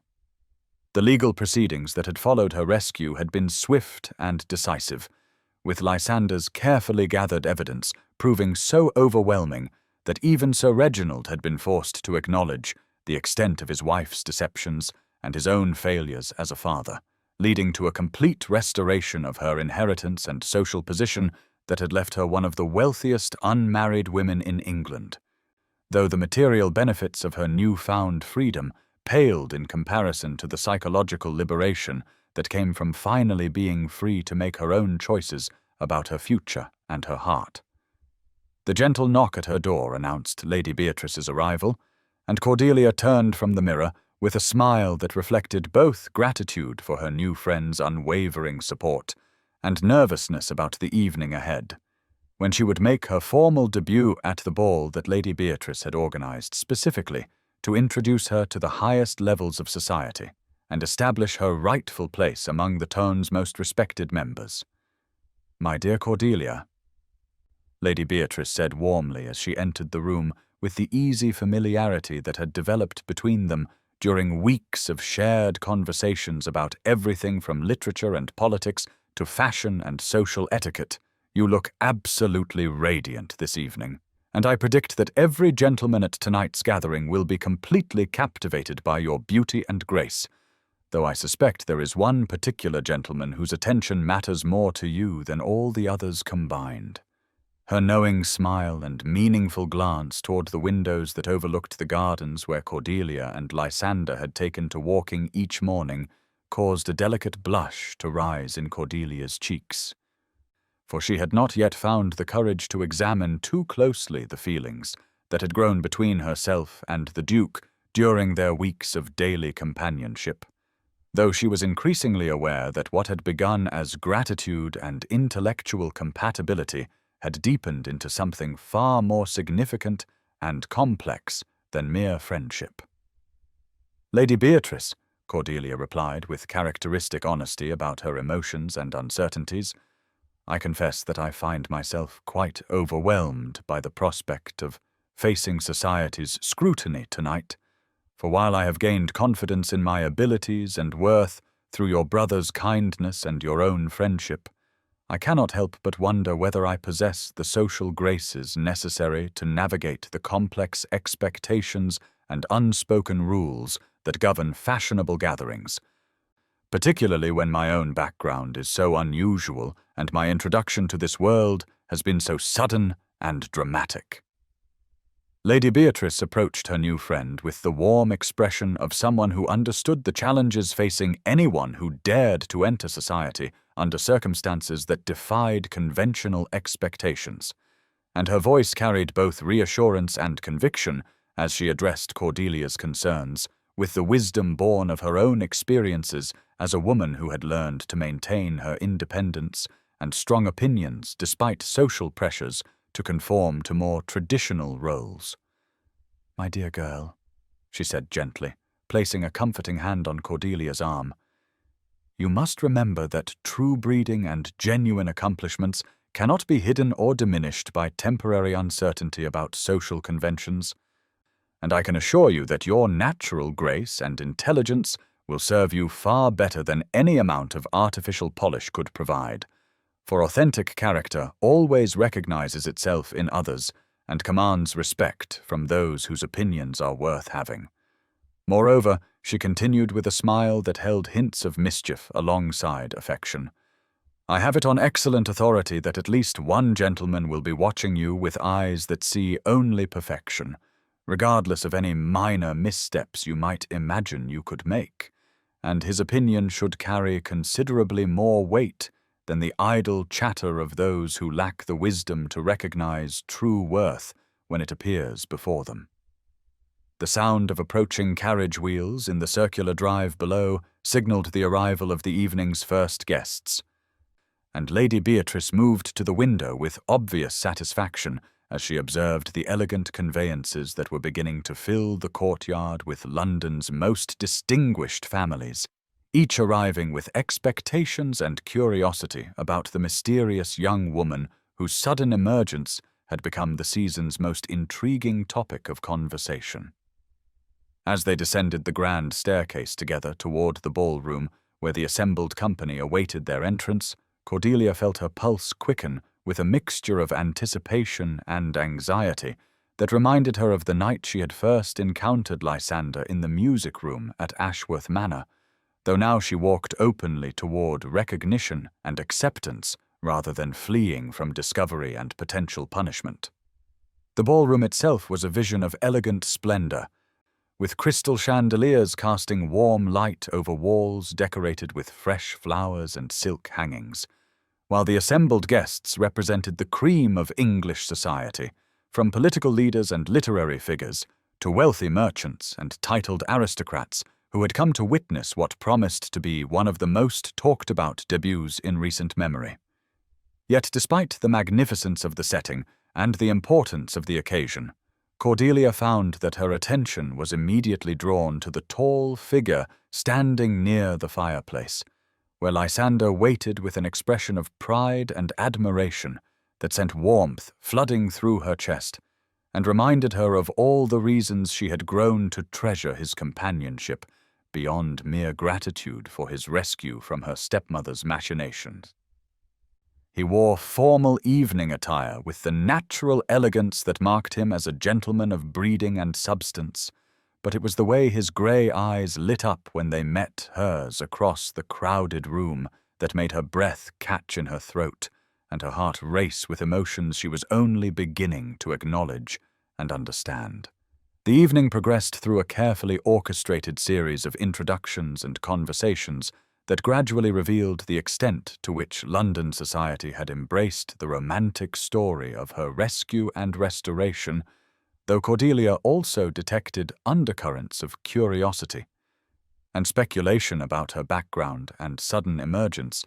that reminded her that acceptance in this world would need to be earned through her own conduct and character rather than simply assumed based on her legal status and restored inheritance.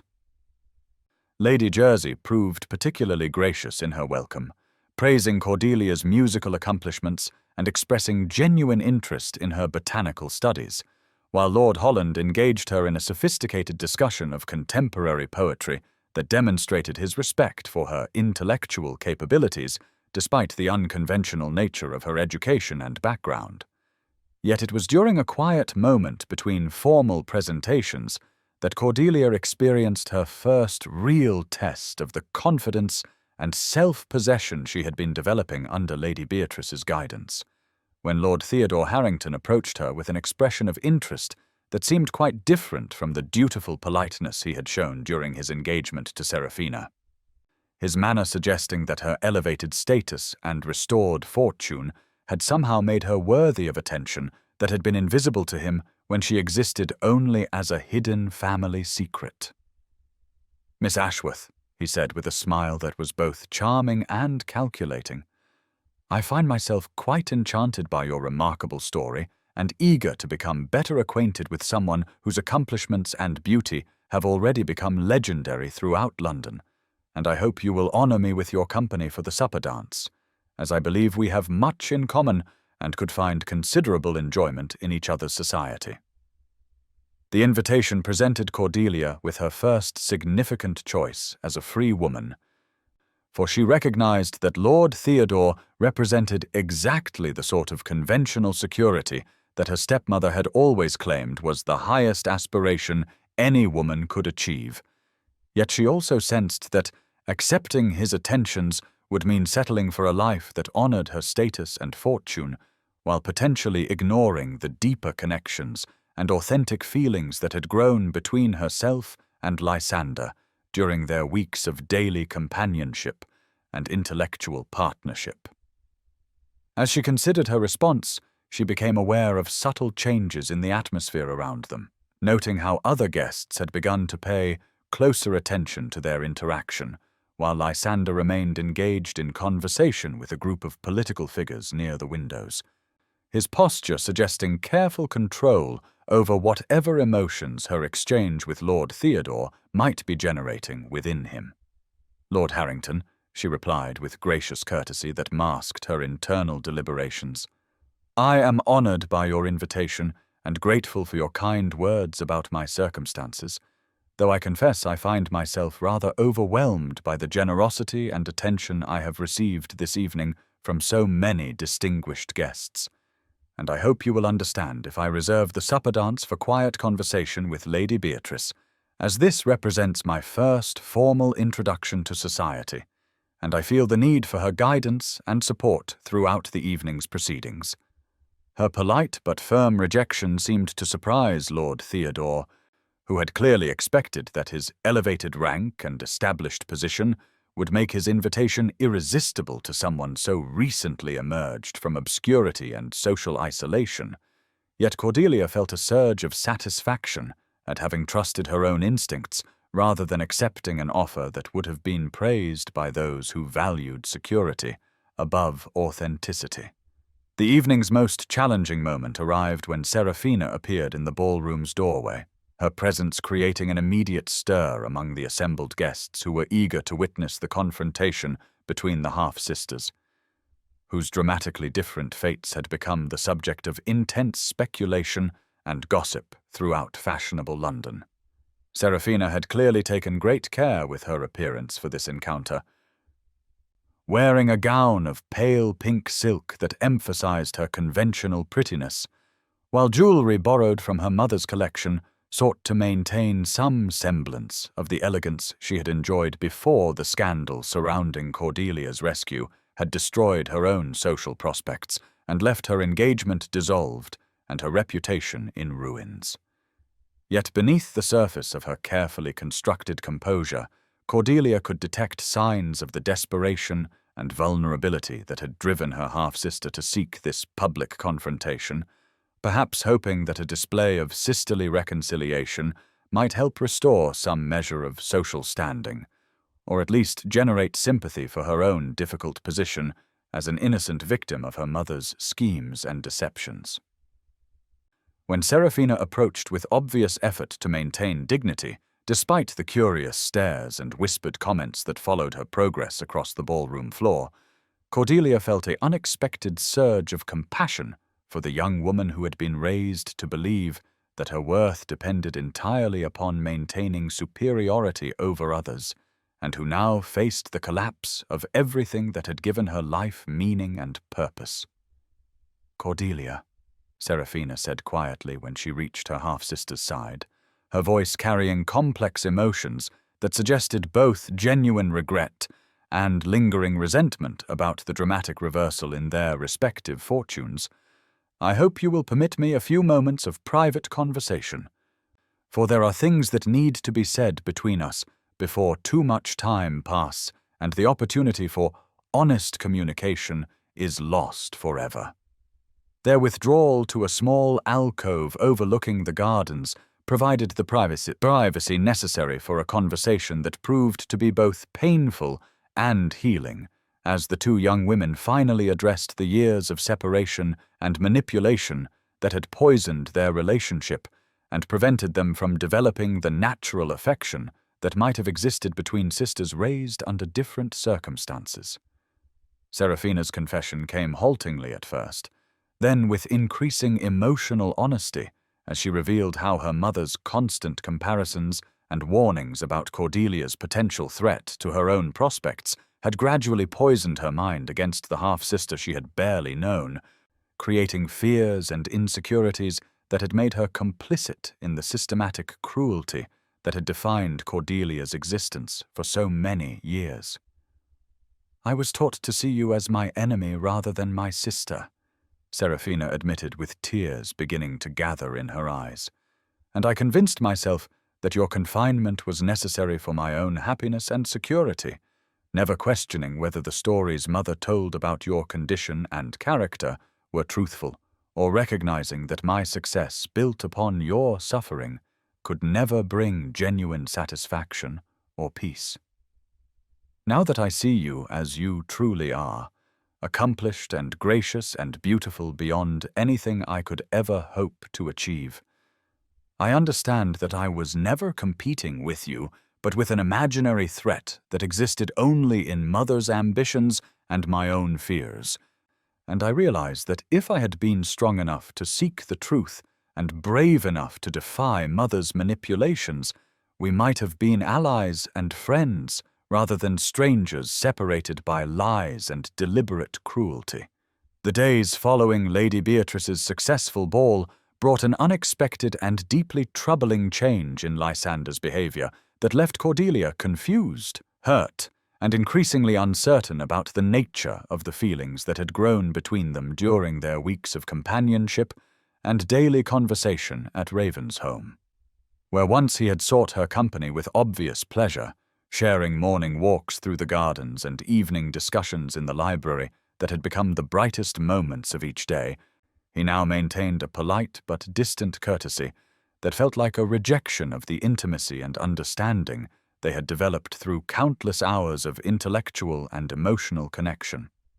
His withdrawal was subtle but unmistakable to someone who had learned to read the nuances of human behavior through years of careful observation from the shadows, manifesting in shortened conversations that never quite achieved the depth and spontaneity that had characterized their earlier exchanges, in excuses that prevented their usual walks and rides about the estate,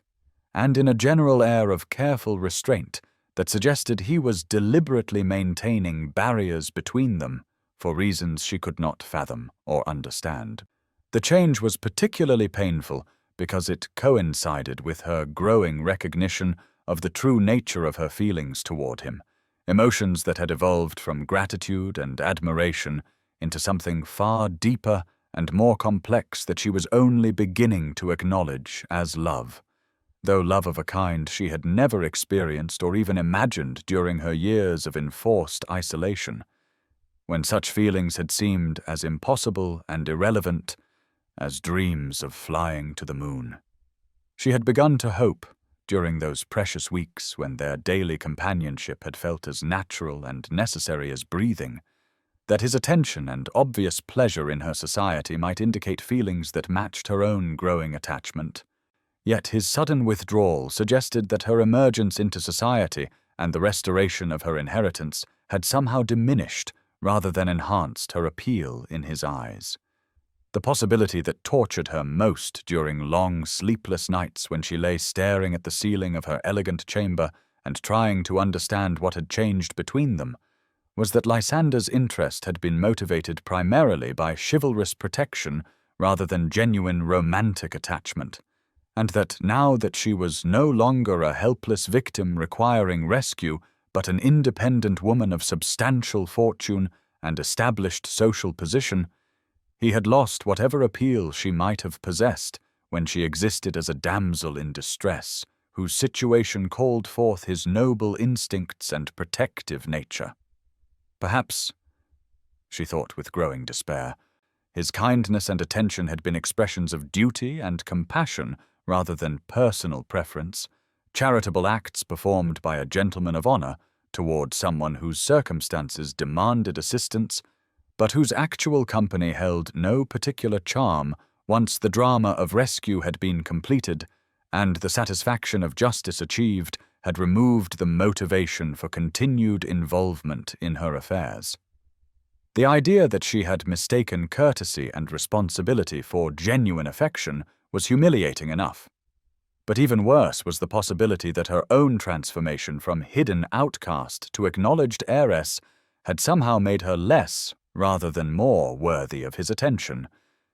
as though her value had been dependent upon her need for salvation rather than any intrinsic qualities of mind or character that could sustain long-term interest and affection. Lady Beatrice had made several attempts to discuss the situation, clearly recognizing that something was amiss between her brother and her friend, but Cordelia found herself unable to confess the depth of her feelings or the extent of her confusion about Lysander's changed behavior, fearing that speaking her hopes aloud would only make their disappointment more painful and embarrassing when the truth of his indifference became impossible to deny or rationalize away through desperate optimism. For his part, Lysander was wrestling with demons of self-doubt and ethical uncertainty that had plagued him since the night he had orchestrated Cordelia's rescue from Ashworth Manor. Questions about whether his feelings for her could be considered legitimate, given the power imbalance that had existed when they first met, and the gratitude she naturally felt toward someone who had restored her freedom and inheritance after years of imprisonment and abuse.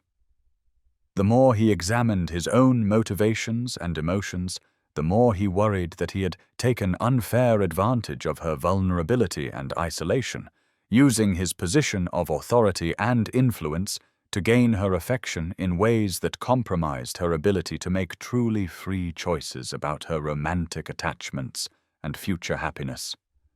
The transformation he had witnessed in her confidence and social skills during her first weeks at Ravensholm had been remarkable and gratifying, yet it had also made him increasingly aware of how different their circumstances had been when their relationship began, when she had been entirely dependent upon his protection and assistance,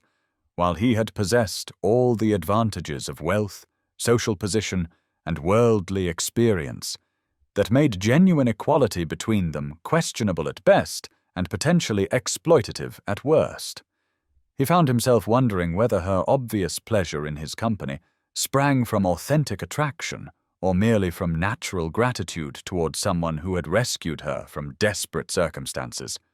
and whether the intellectual connection that meant so much to him might seem less appealing to her once she had opportunity to meet other gentlemen who could offer companionship without the complications of obligation and debt that inevitably colored their interactions regardless of his intentions or her conscious thoughts about their relationship.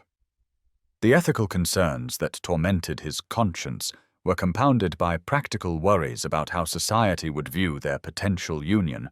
for while Cordelia's restored inheritance and established social position made her an entirely suitable match from the perspective of wealth and breeding,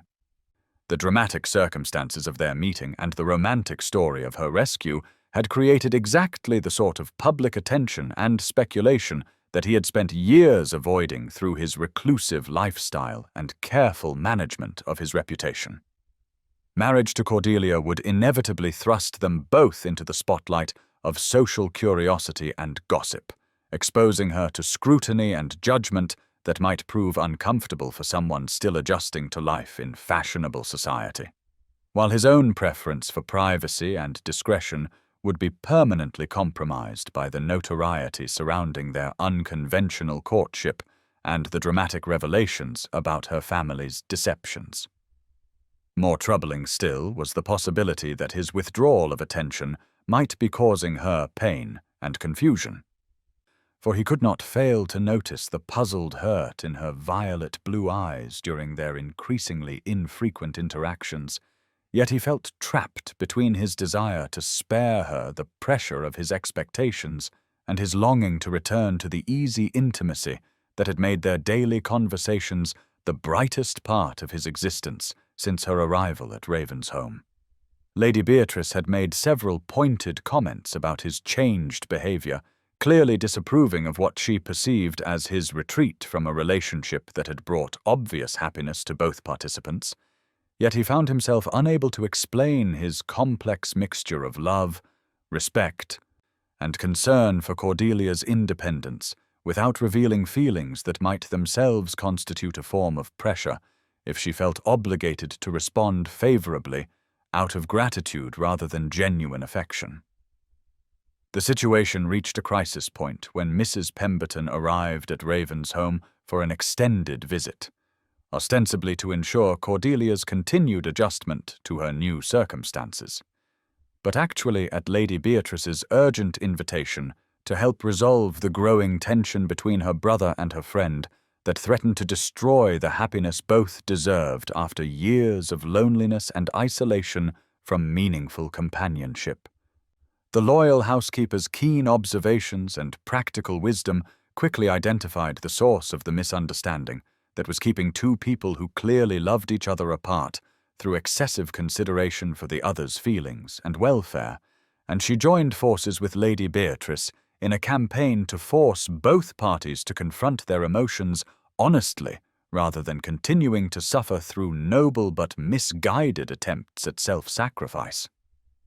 Their conspiracy took the form of carefully orchestrated circumstances that would require Lysander and Cordelia to spend time alone together without the formal constraints that had characterized their recent interactions. Beginning with a supposed emergency that called Lady Beatrice away from the estate just as Cordelia discovered an injured bird in the gardens that required immediate attention and assistance that only someone with Lysander's knowledge of estate management and animal care could provide. The ruse worked perfectly, bringing them together in the greenhouse where Cordelia tended a small robin with gentle competence that reminded Lysander of all the reasons he had fallen in love with her kindness and intelligence, while the shared activity created opportunities for the natural conversation and easy companionship that they had both missed desperately during the weeks of artificial distance and polite restraint. As they worked together to create a safe recovery space for the injured bird, their conversation gradually returned to the comfortable patterns of intellectual exchange and personal revelation that had characterized their relationship before Lysander's withdrawal, covering topics from animal behavior and natural history to literature and philosophy, with the spontaneity and mutual engagement that had made their daily talks so precious to both participants. Yet beneath the surface pleasure of renewed companionship lay currents of tension and unspoken emotion that neither could ignore indefinitely, particularly when Cordelia finally found courage to address directly the changes she had observed in his behavior and the confusion those changes had created about her place in his life and affections. "Your Grace," she said quietly as they finished arranging comfortable bedding for their small patient, "I hope you will forgive my directness in speaking of personal matters, but I find I can no longer pretend to ignore the distance that has grown between us since my introduction to society, and I must know whether I have somehow offended or disappointed you through my conduct or conversation, for your friendship has meant more to me than I can express, and the thought that I might have damaged it through ignorance or presumption causes me considerable distress." Her honest vulnerability struck him like a physical blow, revealing the extent to which his well-intentioned withdrawal had caused exactly the kind of pain he had hoped to prevent, while her assumption that she might somehow be at fault for the change in their relationship demonstrated how thoroughly her years of systematic undermining had convinced her that disappointment and rejection were her natural lot in life, rather than aberrations to be questioned and resisted. "Miss Ashworth," Lysander replied with sudden intensity that surprised them both with its fervor, "you could never offend or disappoint me through any action or word within your power to control, for your character and accomplishments have exceeded my highest expectations and most optimistic hopes from the moment of our first meeting in the music room at Ashworth Manor, and if there has been distance between us these past weeks, the fault lies entirely with my own fears and uncertainties rather than any deficiency in your conduct or conversation." He moved closer to where she stood, beside the makeshift recovery cage, his grey eyes reflecting emotions he had struggled to suppress during their separation, as he continued with growing passion and conviction. "I have withdrawn from our friendship not because your company had become less precious to me, but because I began to fear that my feelings might compromise your freedom to make independent choices about your future, for I could not bear the thought that gratitude or obligation might influence your heart in ways that prevented you from discovering your true preferences and desires without the pressure of my expectations and hopes. The truth is that I have fallen so completely in love with you that I feared my presence might constitute a form of coercion that would deny you the opportunity to explore other attachments and possibilities that might bring you greater happiness than anything I could offer, despite my own desperate longing to return to the intimacy and understanding that made our daily conversations the most precious hours of my existence. His confession hung in the air between them like a bridge spanning the chasm of misunderstanding and fear that had separated them for so many painful weeks. And Cordelia felt her heart race with a mixture of joy, relief, and incredulous wonder that the feelings she had harbored in secret were not only reciprocated, but had motivated his withdrawal rather than being destroyed by it. "Your Grace," she said softly. Her voice trembling with emotions she no longer felt the need to hide or suppress. "You speak of coercion and obligation as though my feelings toward you could be anything but freely chosen and genuinely felt. Yet I must tell you that what I experienced during our separation was not liberation, but desolation. For I had grown to depend upon your companionship not from gratitude alone, but from recognition that in you I had found someone whose mind complemented my own, and whose character called forth the best aspects of my nature in ways that made me feel fully alive for the first time in my adult life. If there has been coercion in our relationship, it has been the sweet coercion of intellectual equality and emotional understanding that made your absence feel like the loss of some essential part of myself. And if you withdrew from fear of influencing my choices, I must tell you that the only choice I wish to make is to spend my life in the company of someone who saw my worth when I was hidden and despised, who valued my thoughts when society declared me mad, and who loved my true nature before the world recognized my external beauty or social position." The garden around them seemed to hold its breath as they stood facing each other in the golden light of late afternoon, both finally free to speak the truth that had been growing in their hearts despite every obstacle and misunderstanding that had threatened to keep them apart. While the injured bird chirped softly in its cage, as though offering benediction on their mutual recognition and acceptance of the love that had transformed them both from isolated individuals into partners capable of creating beauty and meaning together. The rose garden at Ravensholm had been transformed into something approaching paradise through the efforts of a dozen skilled gardeners working under Lysander's direction to recreate the sanctuary that had been Cordelia's refuge during her years of imprisonment at Ashworth Manor, though this new version surpassed its model through careful planning and resources that allowed each variety of rose to flourish in optimal conditions, while architectural features and artistic elements created a setting worthy of the most important ceremony of their lives. As Cordelia walked down the petal-strewn pathway toward the rose-covered arbor where Lysander waited with the minister who would perform their marriage ceremony, she wore her mother's wedding gown altered to fit her perfectly, its ivory silk and delicate lace catching the morning sunlight as though she were clothed in captured starlight and spring rain, while the diamond necklace that had been Lady Margaret's pride sparkled at her throat like frozen tears of joy shed by someone whose greatest dream was being fulfilled beyond anything she had dared to imagine during her lifetime of struggle and sacrifice. The assembled guests represented not only the highest levels of society, but also the personal connections that had made their love story possible, from Lady Beatrice and Mrs. Pemberton, whose conspiracy had brought them together, to Sir Reginald, whose guilt and shame had motivated genuine efforts at reconciliation and reform, and even Seraphina, who had used the scandal surrounding her mother's exposure to forge a new path based on honest work and authentic relationships rather than the artificial superiority that had characterized her youth. The ceremony itself was both intimate and profound, with vows that acknowledged the extraordinary journey that had brought them from their first mysterious meeting to this moment of public commitment and private joy,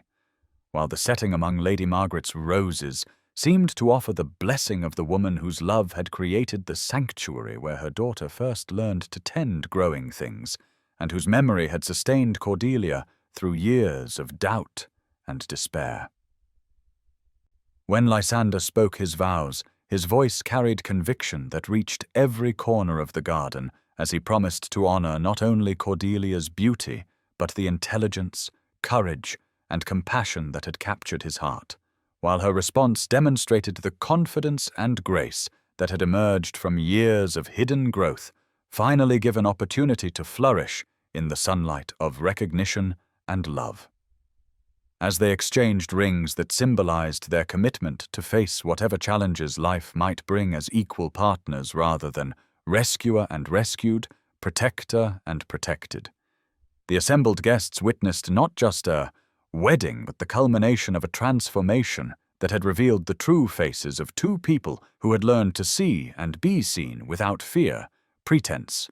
or the need to diminish themselves or others in pursuit of happiness that honored their authentic natures and shared values.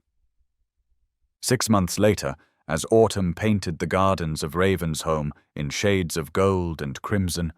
Cordelia knelt among the roses she now tended openly, as mistress of the estate, rather than in secret as a hidden daughter seeking solace in forbidden beauty, her hands gentle but confident as she pruned and shaped the plants that would bloom again in spring with renewed vigor and enhanced glory.